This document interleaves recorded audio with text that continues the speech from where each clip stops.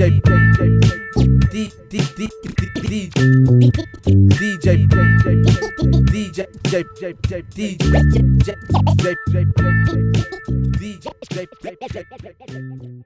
is 1978 Vespa Chow. Manufacturer Vespa is its parent company is Piaggio, which you see right there, who did a ton of different bikes in Italy and all over Europe.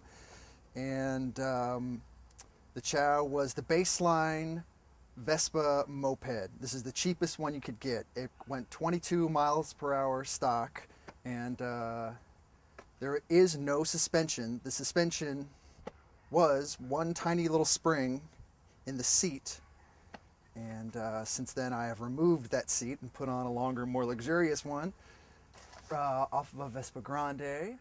So I got this Chow last March, I believe, and I found it on Craigslist and called the person instantly, and I went to Fulton, Missouri and picked it up from a guy who did work on ATVs and huge dirt bikes and stuff like that, and he had never seen one before. He had no idea what it was. He didn't know what any of the levers did, you know. He was just guessing on it and couldn't get it started, so I took it from him, and I paid $250 for it, and I took it home, and it was all good, but the gas tank was entirely rusted out. So I had to remove the rust from the gas tank, which I did with a bunch of nasty chemicals, and that got it going again. And then I was looking for a little bit more kind of juice out of it, so I put this new exhaust pipe on it, and this pipe is called the Ninja pipe, and it definitely picked up the performance of the bike. So Vespa was pretty obsessed with concealing the engine on the bike, so especially on the Chow model. So what they've done is stripped everything unnecessary out of the engine. In fact, they even put the transmission, they took it out of the engine and put it in the rear wheel, just to simplify it. All the parts in there, and they hid it way up in here, and I just think it's kind of neat. There's only 2 bearings in it, 1 seal. It's a piece of cake. This bike has been GPS'd downhill going 46.2 miles an hour on a highway. That was pretty fast. The frame was shaking and bending all over the place. I kind of need to stiffen it up a little bit.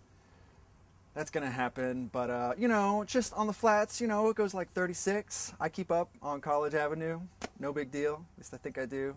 Columbia drivers, hey. Sorry, no, actually not really. Get off my ass. All right, so to start this bike, you got to make sure the switch is on, and then since the pedals hit the pipe, you can't roll it backwards ever. So what you got to do is you got to pick it up off the kickstand, give it a turn, and you can't pedal start it, so you just got to go.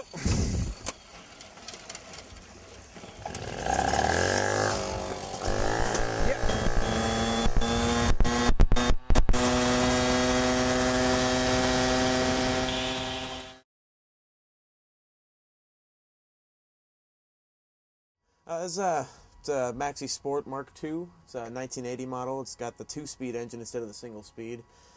But from there it goes on to custom. It's got custom front forks. It's got a custom exhaust, and then a 21mm Delorto carb, you know, going into a massive intake port. Bought the bike actually from one of our friends out in St. Louis, it's Rick, you know, out of the IRE. That's their logo, not ours.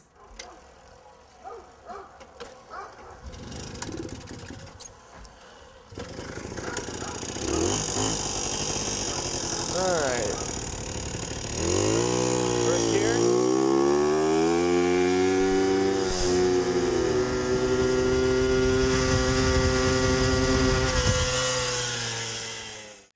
People have said, wow, that's a nice intake. And it is. So this is the summer, our winter project. And that's the slow bike. This is the bike that I've been riding all summer. It's a Batavis. There's not a mopeder in the world who would ever advise you to get one of these, because there's not much you can do with them. There's no parts available. They're slow. There's nothing you can do about it. I hate this bike. It's a dual drive. I can turn it around for you. It's the primary is a belt, and then after that it's chain driven. It's frustrating because I get these neat ideas. I'm gonna change it. I'm gonna do something awesome. I'm gonna make it fast, and I tinker around and I do all kinds of mechanic-y stuff, and then it goes the same speed. It's awesome. I think it looks cool.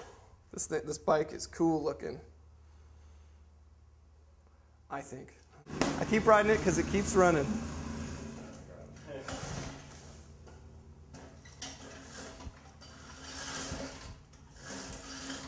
Woo!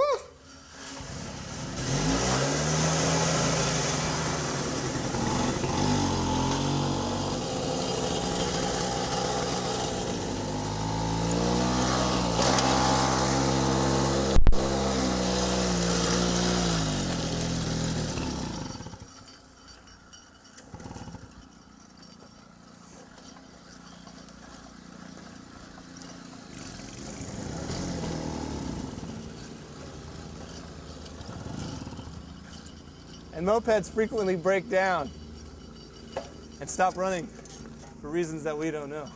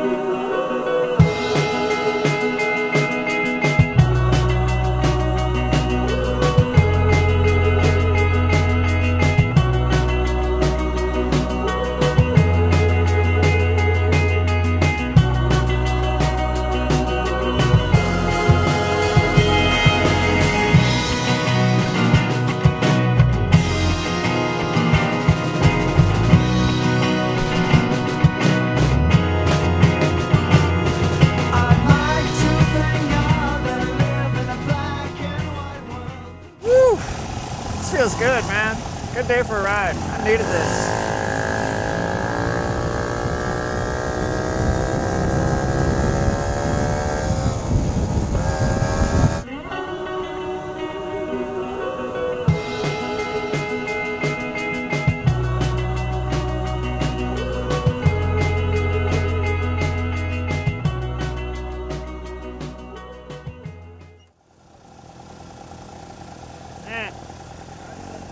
That's fine.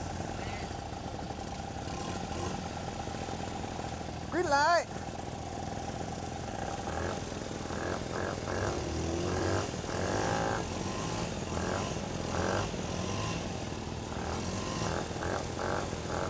Baby, you take my love over the borderline, borderline.